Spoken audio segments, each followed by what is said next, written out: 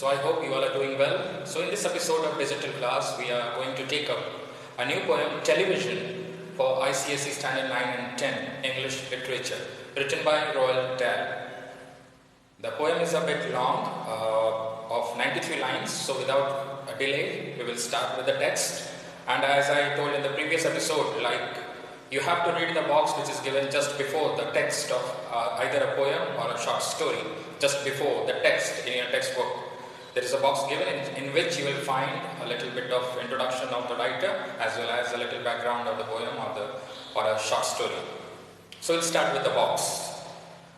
Roald Dahl is one of the most prolific of modern writers in English. Prolific means productive. The poem Television takes a comic look at a serious problem among young children today.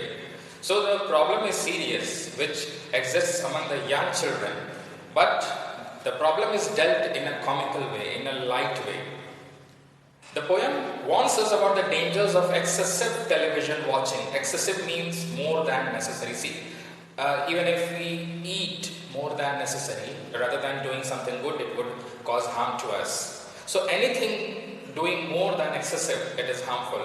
So there is a problem the poem is going to talk about, the speaker is going to talk about, and it is excessive television watching.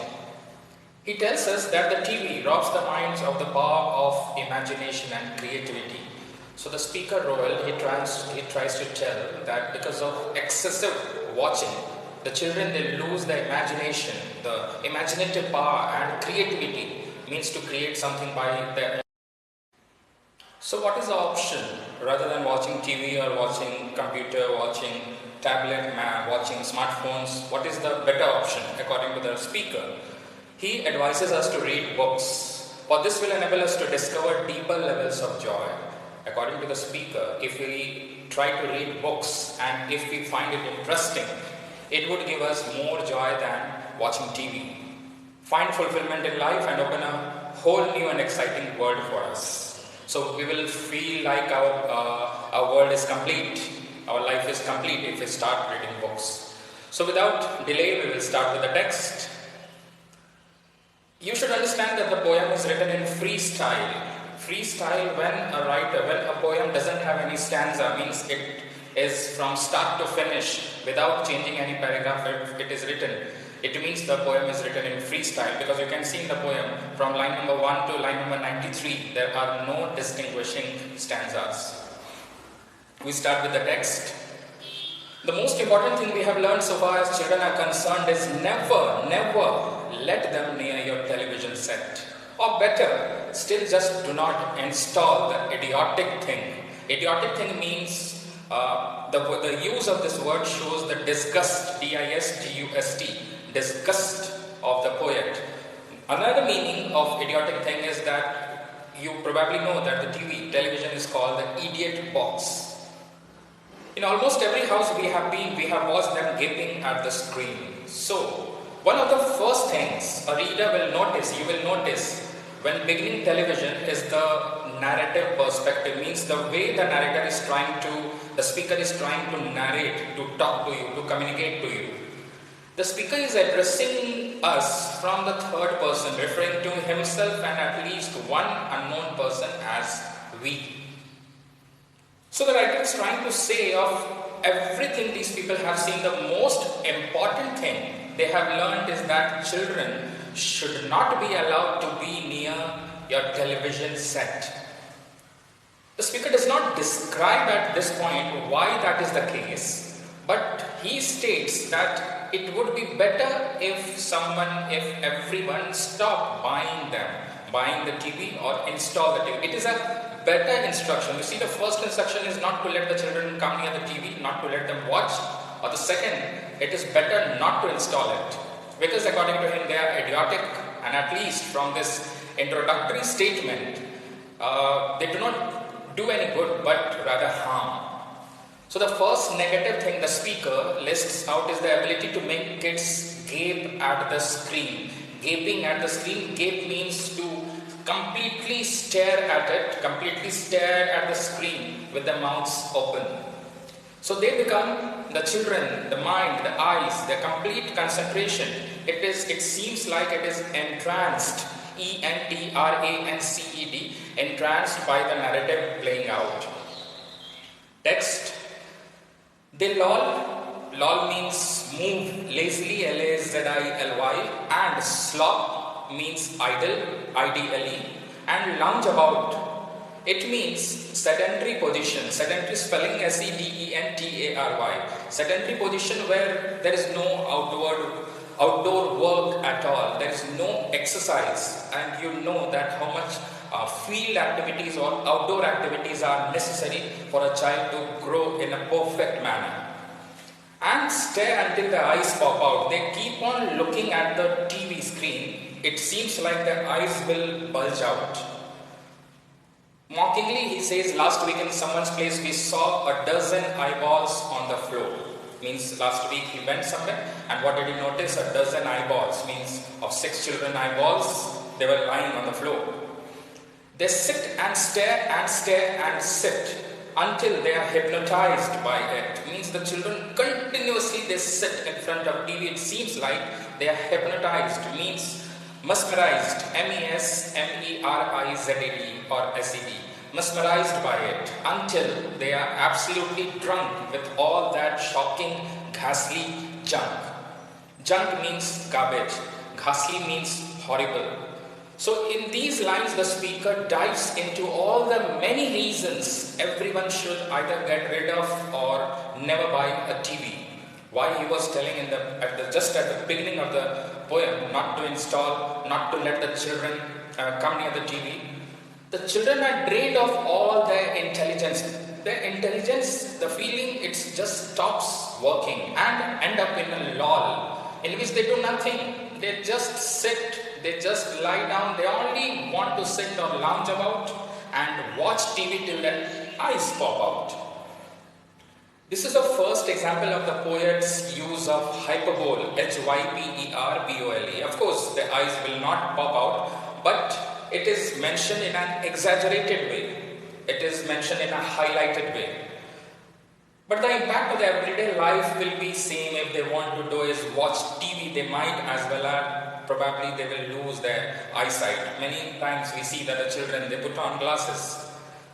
So this statement continues in the next 2 lines. Here within the next 2 lines, he goes on to state when they do look at the TV for so long, they become hypnotized by it. It seems like they are completely under the captive power of television. Eventually, it is like they are absolutely drunk. It seems like the children, they behave like they are drunk.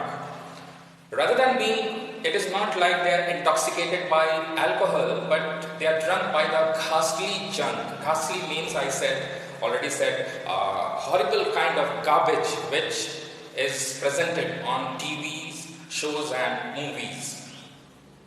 Next line. Oh yes, we know it keeps them still. They do not climb out the windowsill. They never fight or kick or punch. They leave you free to cook the lunch and wash the dishes in the sink. But did you ever stop to think, to wonder just what exactly this does to your beloved tot? So here he stops with a question. So the speaker here turns to address the reason why parents are so drawn, why the parents, they so casually, they allow the kids to fall into this kind of state. It is not that they want to harm their children, but it keeps them still, means they do not do any kind of mischiefs. When they are watching TV, the parents do not have to worry about the kid climbing out the windowsill or getting into a fight or kicking each other or punching each other or shouting. If the child is distracted, then the parent is able to get everything done they need to, means whatever household chores, CHORES, means daily activities of the house, the parents, they are free to do it, like cooking and washing. So within these lines, the speaker makes sure to acknowledge the reasoning behind the decisions parents make. Why the parents, they allow the children to sit in front of TV. It is not like the parents are your enemy or the parents purposefully they allow the children to watch TV. It is not like that. This lent his argument even more credence. Credence means power, effect. He conducts the section with a question aimed at parents. The speaker is trying to ask you as a parent, even consider what exactly the TV does to your beloved dot. Means what impact, what effect does the TV put on on the mind of your loving child? And then after that, you can see in the text that all the lines, they are capitalized. It rots the sense in the head. So the lines here, the following lines are capitalized to put stress, S-T-R-E-S-S, to draw attention of the speaker. It rots the sense in the head, it kills imagination dead, it clogs and clutters up the mind, it makes a child so dull and blind he can no longer understand a fantasy of fairyland. Fantasy means imaginary fiction. His brain becomes as soft as cheese, his power of thinking rust and freeze. He cannot think, he only sees. So you might have noticed that in the next stanza there are all caps, means all capitalized. Right? The speaker chose to stick to the format of a monologue. Do you understand what a monologue is? When only one person is talking. Just like right now, I am only doing the talking. It is called a monologue. In previous ICSE syllabus there was a poem, The Professor, a very easy poem, and it was a monologue poem.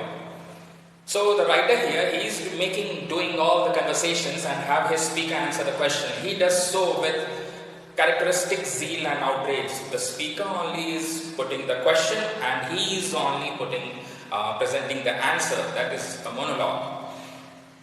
This repetition makes the listing of negatives that much more impactful. They build off one another until all caps writing ends, means one after another so many reasons are mentioned by the speaker. What harmful effects of TV. Of the many outrageous statements, the most interesting refers to a child's brain and its transformation into cheese, C-H-E-E-S-E. He also brings up how a child gets addicted to television, is unable to think, T-H-I-N-K, all in caps. He is only able to see, S-E-E, capitalized, and absorb what the TV is given to him. So here, the poet is trying to play off what he believes are a parent's worst fears for the kids. What a parent is afraid of.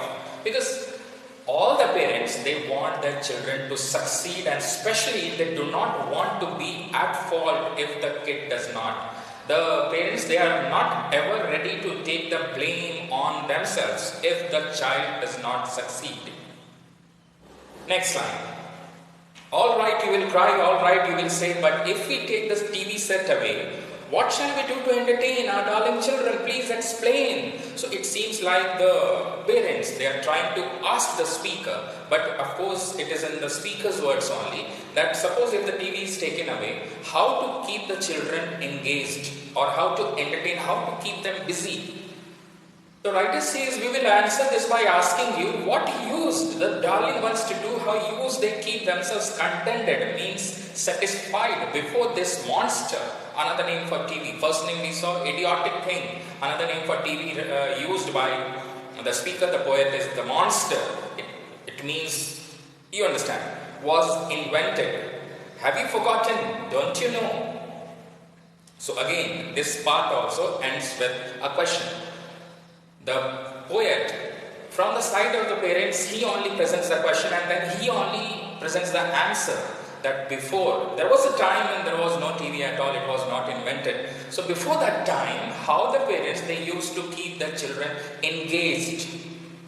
So once a reader gets to line 34, it appears that the speaker has calmed down. He has come to a normal position. He is no longer speaking in all caps, in capitalized words. Instead, we are the thoughts of the parents listening to the monologue. I already explained what is a monologue.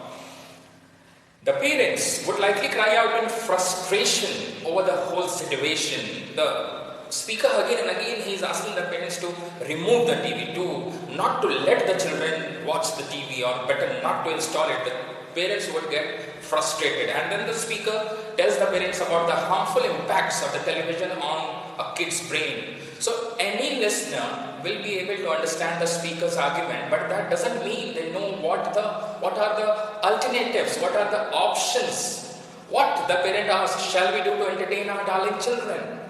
The answer is a very simple one.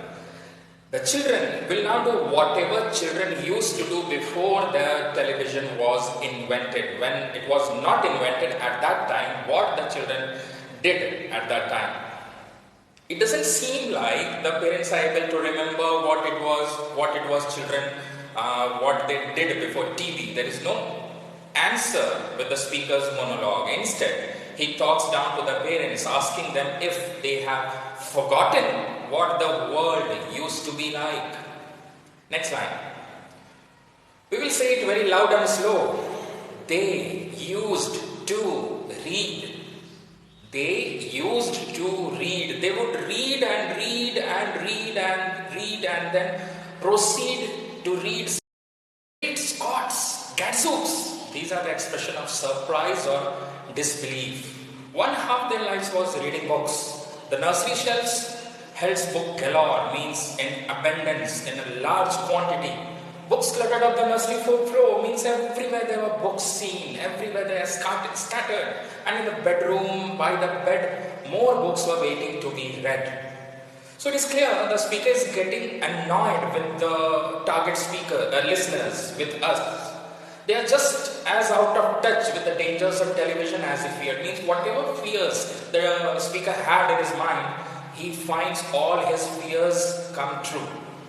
So in this stanza, again he has used some capitalized words. This was done in order to emphasize the speaker's, the poet's, royal's frustration. We can easily hear the speaker's tone and interpret his anger, his frustration. The phrase they use to read is spaced out. You can see there are dots in between. So these ellipses represent pauses in the speaker's words as he attempts to talk about reading with getting too angry, too frustrated. So by the time the speaker finishes third and fourth lines, there is no doubt that the reading was the main occupation, the main activity, the main indulging activity of children in the past. It is easy to imagine the speaker raging and getting frustrated and disappointment over the parents and the children. He says, "Gadzooks!" an exclamation meant to further depict his frustration and disbelief that the world has gotten to this point. So in the past, he states kids, they spent half their lives reading. Every room in the house, even the children's nursery, should be filled with books. Everywhere it is clear that the speaker feels deeply nostalgic for this more educated period of time. So according to the speaker, in present time, of course, certificate-wise or books-wise, we are more educated. But he thinks that in that time when the parents, they gave books to the children to read, they are further educated. Text. Such wondrous, fine. Wondrous means wonderful. Fine means the same. Fantastic means imaginary. Fabulous tales of dragons, gypsies, queens and whales and treasure islands. Isles means islands where treasures were found. Distant shores where smugglers rode with muffled oars. Muffled means covered with clothes, not to make noise. And pirates wearing purple pants and sailing ships and elephants and cannibals. Cannibal means human flesh eater. Crouching around the pot, staring away at something hot. The next section of the line is devoted to describing what kind of stories, what kind of images and characters a child reader was likely to find within those books. It is interesting to think or consider that what the writer did in his childhood. One should take into consideration the fact that while the speaker is addressing parents, he is actually addressing the kids, the children. It is likely that he was hoping through these fantastic descriptions of storybooks to force, to pressurize, to compel television-addicted children to seek out, to find some better option, to go for some other activity. Perhaps they would be drawn by the stories of treasure islands or distant shores, or pirates wearing purple pants, cannibals around the pot as they cook up a meal. he attempts to reach out to multiple genres and bring in something for everyone. So we continue to the next section. The same tone continues to the next section. It smells so good. What can it be? Good gracious, it is Penelope. Now, Penelope word has two references. Homer, he wrote an epic. The name of the epic was Odysseus, and the wife of Odysseus in that epic written by Homer, Homer, the name was Penelope. Here, there can be another meaning, dish, D-I-S-H, dish, something which is being cooked. The younger ones had Beatrix Potter. Beatrix Potter is a British author, well known for her animal story. Her full name was Helen Beatrix Potter. So probably Beatrix Potter was the speaker's most favorite child writer. With Mr. Todd, the dirty rotter, and Squirrel Nutkin, Piggling Bland, and Mrs. Tiggy Winkle, and just how the camel got his hump, and how the monkey lost his rump, and Mr. Toad, and bless my soul, there is Mr. Rat and Mr. Mole. Oh, books, what books they used to know, those children living long ago. He says that these kind of children who found these kind of interesting character interesting, they are not found anymore. The speaker projects here into the story of the cannibals in the next line. See, he is now a character looking into the pot, means he comes into the character of the story and peeping, looking inside the pot, what is getting cooked. In great contrast to cannibalism is Beatrix Potter. It was her stories of Peter Rabbit that were loved by children at that time. So these includes the stories of Squirrel Nutkin. Squirrel, you understand, there was a character, Squirrel. Nutkin name was Piggling Bland and others. He also lists some more titles, some more characters. The first refers to the story How the Camel Got His Hump by Rudyard Kipling. There was a story written by Rudyard Kipling, How the Camel Got His Hump. So there are infinite, unlimited number of books children could and should seek out, but now they do not want to, they are no longer interested in this. Next line. So please, oh please, we beg, we pray, go throw your TV set away. So what he is almost on his knees and he's begging to us, begging to the parents to go and throw out the TV. And in its place, you can install a lovely bookshelf on the wall. And in its place, what to keep, what to fix, a lovely, a beautiful bookshelf. Then fill the shelves with lots of books, ignoring all the dirty looks. So while the parents would do this, the children, the kids, they will give them the looks of hatred, dirty looks. The screams and yells, they will start shouting, yelling. They will bite, they will kick, and children hitting you with sticks. They would probably hit the parents with sticks. Fear not, but he is assuring the parents not to be afraid, because he promises that in about a week or two of having nothing else to do, they will now begin to feel the need of having something to read. They will not get any work to do. So they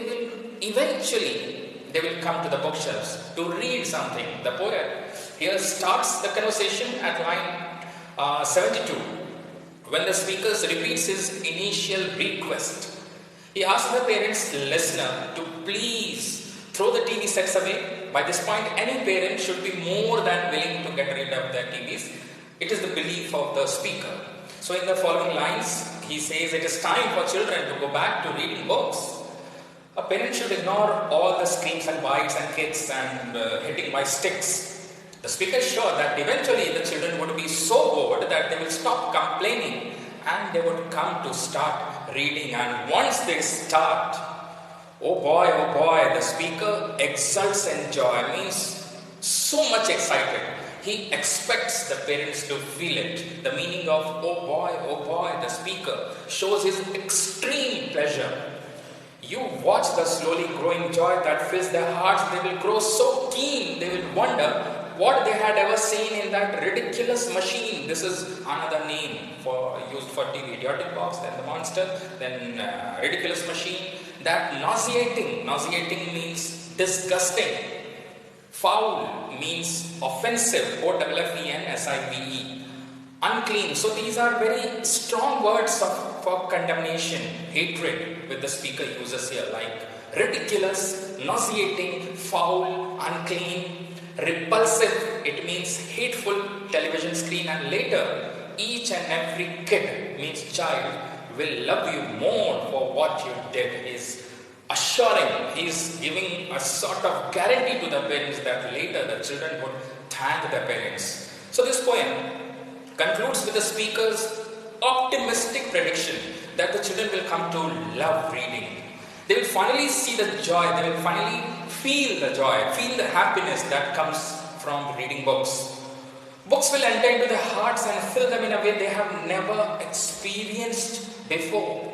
The change will also bring about new feelings of nausea, vomiting, and revulsion, means return, hatred, whenever they think of the TV screen they used to love at the time. Slowly, once their fits of anger, the anger would decrease or have subsided, the kids will love their parents more for what they did. So this was the analysis of the poem. So you can see the tone of the poem is light, amusing, interesting, entertaining, direct. The speaker minces no words to denigrate, to criticize the TV mania. Means open-heartedly he criticizes, he mocks the fever of watching television. The poet also makes a strong emotional appeal about his faith in the magic and the charm of attraction of books. His strong belief that television is destructive, harmful for children. His actual concern for the children, means he is actually worried about children. The earnestness or gravity, gravity, of his seriousness, of his appeal, all these points altogether make this poem immensely effective. Thank you.